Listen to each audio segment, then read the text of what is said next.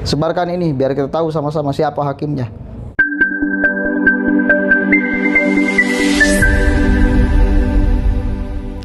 Assalamualaikum warahmatullahi wabarakatuh. Hamdan syukranillah amma ba'd. Sahabat Manusia Plural yang saya hormati dan saya banggakan. Ada yang menarik nih saudara. Tahu kan kemarin itu Sugeng Nur Harja divonis 6 tahun. Lalu kemudian dia melakukan banding.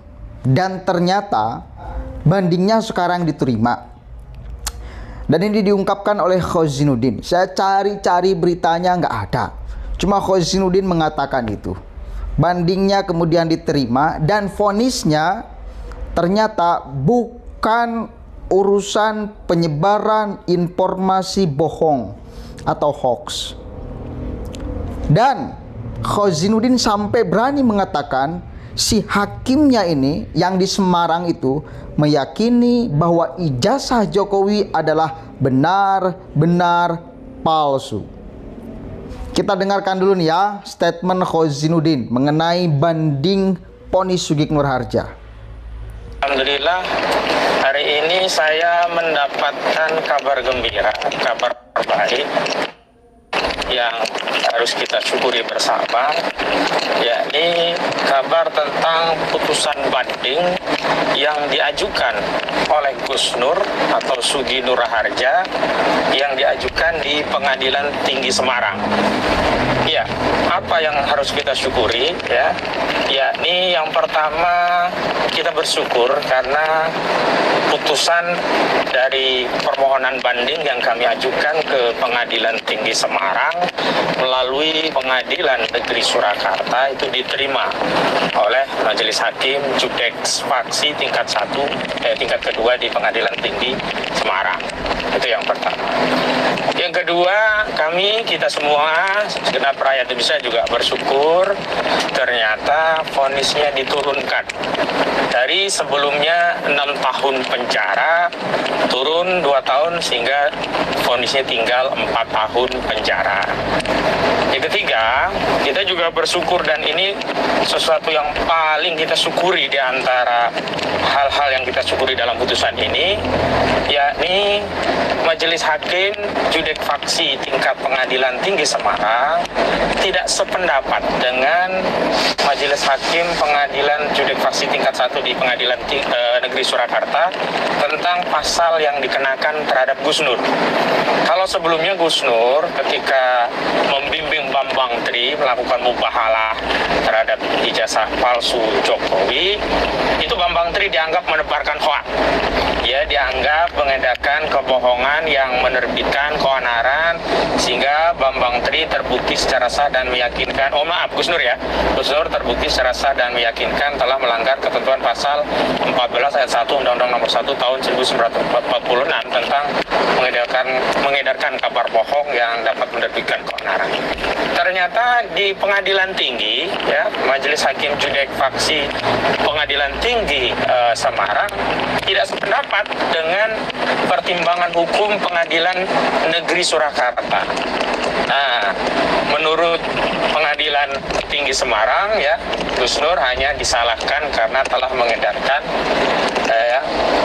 suatu materi ya dengan sengaja menerbitkan kebencian dan permusuhan ya di tengah masyarakat itu berdasarkan sara begitu. Jadi pasal yang dikenakan itu adalah pasal tentang mengedarkan kebencian dan permusuhan ya, yang itu berkaitan dengan dakwaan alternatif kedua ya. Karena kan sebelumnya Gus Nur didakwa secara alternatif. Dakwaan pertama itu Gus Nur dianggap mengedarkan kabar bohong sebagaimana diatur dalam pasal 14 ayat 1 lebih subsidiar pasal 14 ayat 2 lebih subsidiar pasal 14 ayat 15 Undang-Undang Nomor 1 Tahun 1946. Kemudian dakwaan kedua, Gus Nur dianggap ya mengedarkan kebencian dan permusuhan berdasarkan suku, agama, ras dan antar golongan ya berdasarkan pasal 45A ayat 2 junto pasal 28 ayat 2 Undang-Undang Nomor 19 tahun 2016 yang merupakan perubahan Undang-Undang Nomor nomor 11 tahun 2008 tentang ITE, Informasi dan Transaksi Elektronik.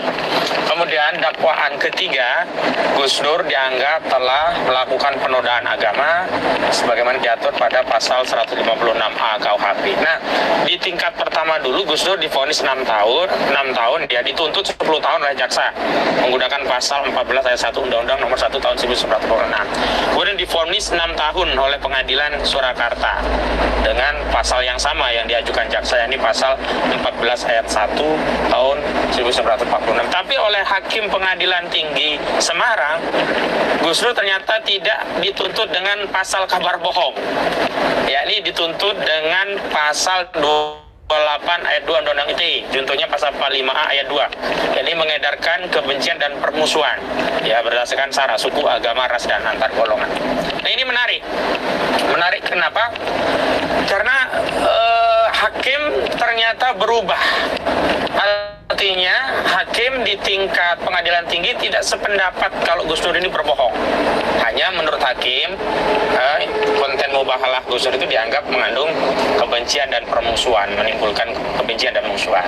Tapi ini menarik menurut saya, justru majelis hakim tingkat tinggi pengadilan Semarang berarti secara implisit mengakui ya bahwa ijazah Jokowi itu palsu, itu benar. Sebab kalau hakim pengadilan tinggi mengatakan ijazah palsu itu kebohongan, pasti hakim tetap menggunakan ketentuan pasal 14 ayat 1 sebagaimana telah dipertimbangkan menjadi dasar putusan Hakim Pengadilan Negeri Surakarta. Luar biasa nih, berani nih hakim ini.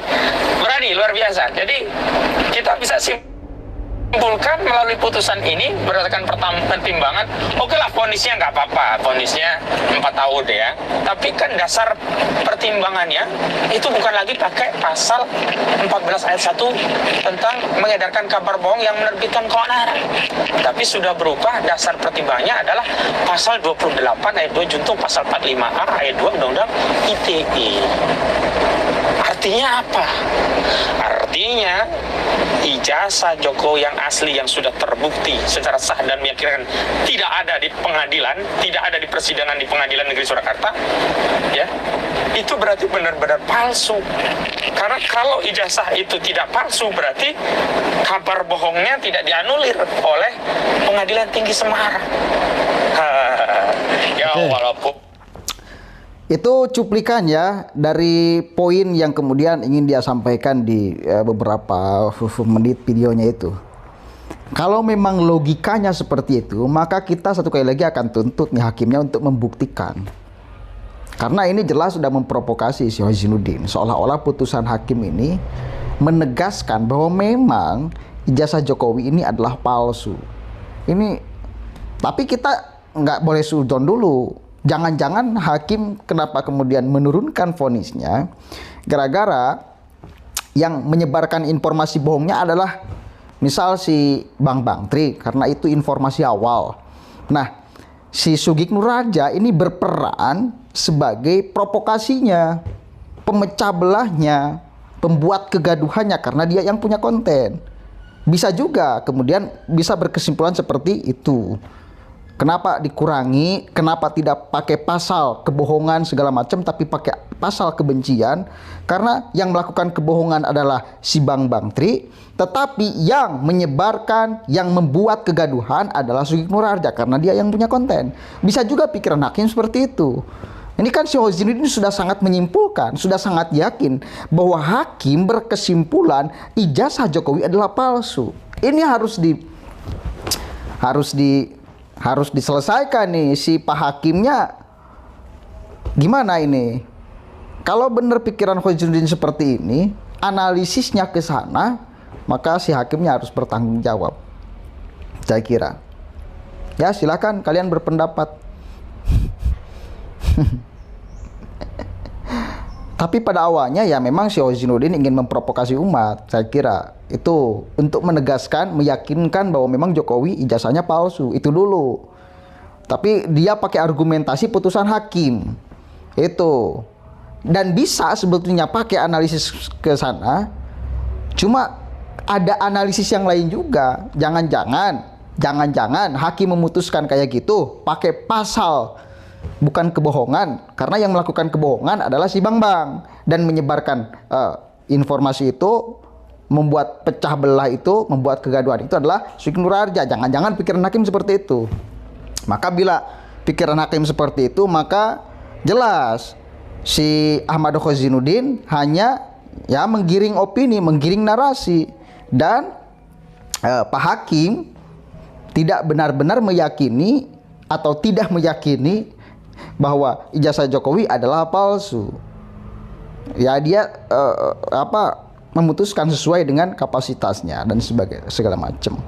Tapi ini perlu untuk diklarifikasi dan perlu ini kemudian untuk disebarkan biar kita tahu hakimnya siapa. Karena saya cari tahu di media sosial informasi berita terkini tentang update Sugeng Nurharja nggak ada, dan hanya si Khaizinuddin yang tahu, dan kita layak percaya karena dia pengacaranya. Makanya ya saya percaya bandingnya diterima dan ponisnya diturunkan. Cuma pasal yang digunakan ini yang saya kira perlu untuk dipertegas. Kenapa pakai pasal itu, tidak pakai pasal kebohongan? Apakah karena hakim benar-benar yakin bahwa ijazah Jokowi adalah palsu atau bagaimana? Sesuai pikiran si Khaizinuddin. Tuh. Ya, sebarkan ini biar kita tahu sama-sama siapa hakimnya, dan biar kita tahu kenapa pakai pasal itu untuk mencerat Sugeng Nurharja. Assalamualaikum warahmatullahi wabarakatuh.